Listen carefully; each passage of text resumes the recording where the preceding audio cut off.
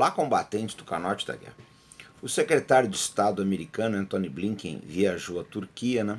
E aconteceu uma coisa assim, que em termos diplomáticos é bastante desagradável, porque o presidente Recep Tayyip Erdogan largou eles falando sozinho, viajou para o norte do país e deixou que o Blinken fosse recebido pelo seu homólogo, né? O secretário de Estado da Turquia, que é o Hakan Fidan, né? Aliás, acho que é a primeira vez que a gente ouve falar dele. Só acabou ficando conhecido em função dessa situação do Blinken. Lógico que essa saída, né, pela lateral aí do Erdogan foi um recado para os Estados Unidos que ele não está nada contente com a abordagem americana com relação a Gaza. Aliás, na verdade, ninguém no Oriente Médio está, mas a Turquia ela tem se exacerbado mais aí. Bom, isso é importante, eu não tenho dúvida que é, por vários fatores. Em primeiro lugar, porque a Turquia é um país membro da OTAN, não é um país qualquer, é um país importantíssimo, tem o maior exército fora o exército americano, tem fábricas de armas poderosas, uma boa marinha e por aí vai.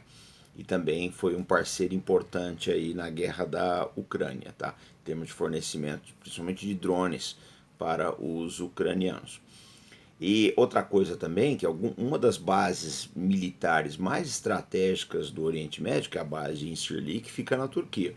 Né? Se os turcos negarem o uso de Incirlik para os americanos, vai ser complicado. Eu lembro que esse fim de semana já teve manifestações aí de turcos contra os americanos em frente à base aérea de Incirlik.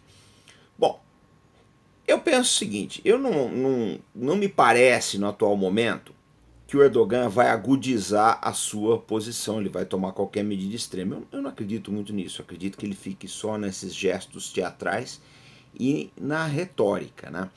Mas a gente tem que ver que o Erdogan foi uma pessoa que cresceu muito nessa crise, ele ganhou um bom protagonismo no frente ao mundo muçulmano, né? Aliás, eu preciso abrir um parênteses aqui, uma outra pessoa que tem ganhado bastante protagonismo é o secretário-geral da ONU, o Antônio Guterres, o português Antônio Guterres. A ONU, eu sempre falei aqui no Arte da Guerra, que ela anda mal das pernas, ninguém sabe para que serve, né?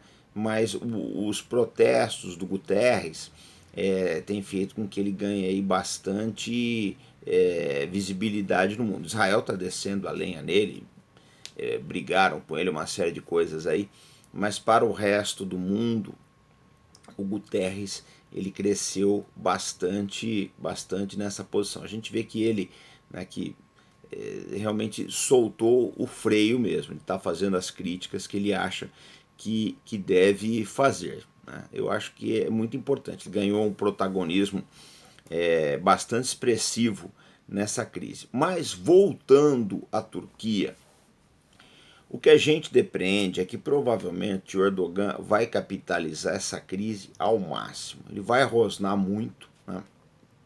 Vai pressionar até onde pode, tentando algumas vantagens aí.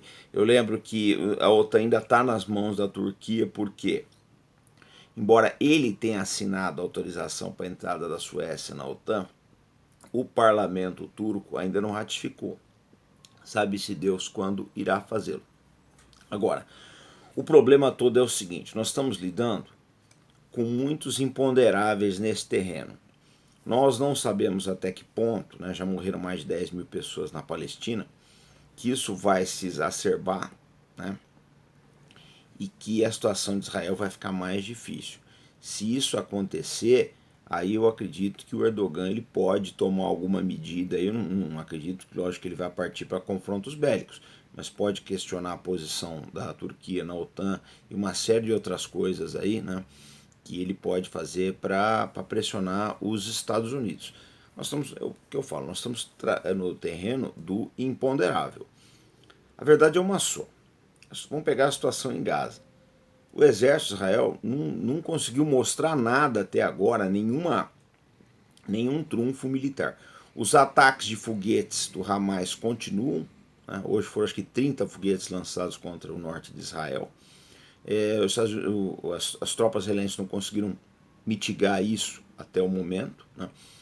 Então tudo indica que eles vão pesar mais a mão. Na medida que pesa mais a mão, começam a morrer mais civis. E quando morrem mais civis, aumenta a pressão internacional sobre Israel. Eu lembro que já são 10 países, né, que tiveram atritos diplomáticos com Israel ao longo desse mês.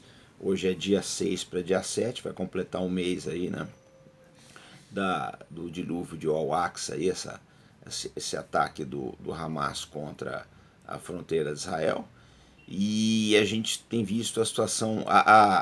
O jogo começou a favor de Israel, havia muita simpatia internacional aí, né, pela causa de Israel, pela uma espécie de luz verde, né, para que Israel iniciasse as suas operações, mas a maneira como o país fez com que essa luz verde passasse direto para vermelho. Ela não transitou nem no amarelo. É a tendência que fique um vermelho cada vez mais vivo nas próximas semanas.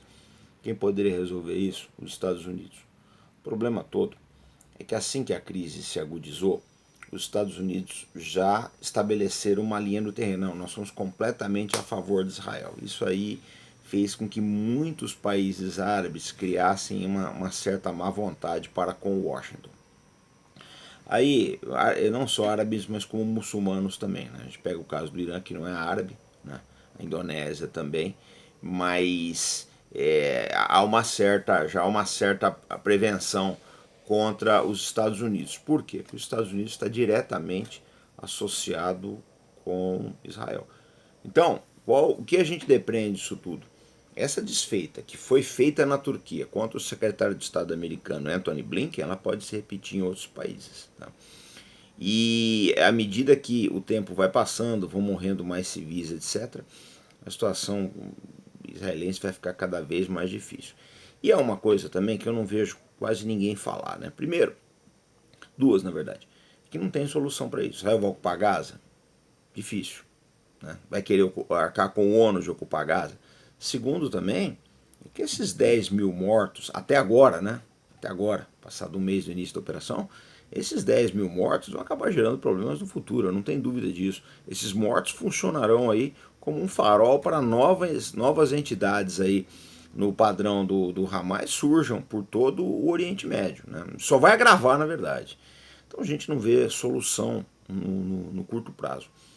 Eu sempre falo aqui no Canal Arte da Guerra, com base nos conflitos que nós estudamos aí nessas décadas todas, que é uma frase que não é minha, na verdade, que começar uma guerra é como abrir a porta do quarto escuro, você não sabe o que vai sair. Ninguém está muito otimista com relação à duração dessas operações de Israel. Já tem um mês, né? Já estamos entrando no segundo mês, a gente não sabe quanto tempo vai durar.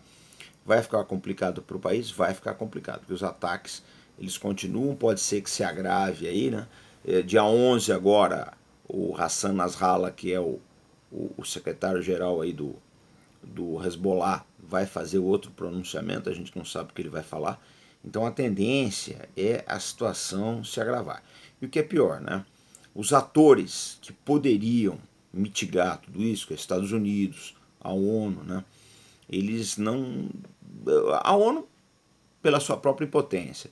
Os Estados Unidos, porque se mostraram parciais nesse caso. Então não há luz no fim do túnel. Agora é uma briga pelo tempo. O tempo corre contra Israel à medida que as operações se intensificam, né? A situação do país piora no mundo.